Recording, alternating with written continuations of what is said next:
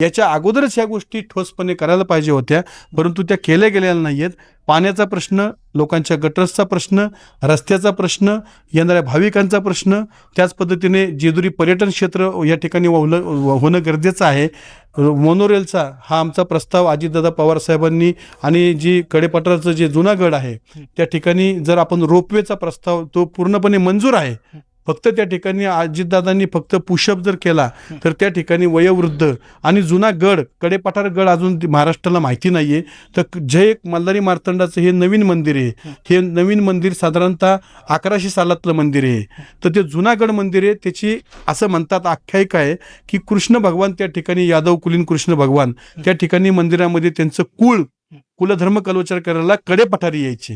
जर कुलधर्म कुलाचार करायला श्रीकृष्ण भगवान यायचे ते त्या ठिकाणी आपली पण लोक जी वयोवृद्ध लोक असतील, नागरिक असतील आणि ज्यांना जुनागड माहीत नाही आहे ते रोपवेनी सशुल्क एक नॉमिनल सशुल्क त्याच्यावरती लावून जाऊ शकतात.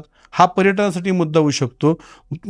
दुसरी एक सोय या ठिकाणी भाविकांसाठी करता येऊ शकते, ती पे अँड पार्कची.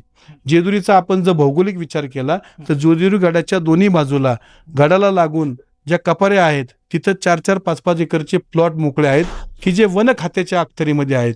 आदरणीय दादांच्या माध्यमातून त्या ठिकाणी त्या 5 एकरवरती जर आपण बंदिस्त पार्किंग केलं, बहुमजली पार्किंग जर केलं तर त्या ठिकाणी येणाऱ्या सगळ्या भाविकांच्या दोन्ही बाजूला गाड्या लागतील आणि डायरेक्ट भाविक त्या ठिकाणी पायरी मार्गाने आणि त्या ठिकाणच्या दोन्ही बाजूच्या पूर्व आणि पश्चिम या दोन्ही बाजूच्या दोन्ही रस्त्याकडून जाऊ शकेल, ज्याच्यामुळं आपल्या जेजुरीच्या व्यापारा उद्योगाला पूर्णपणे चालना मिळेल.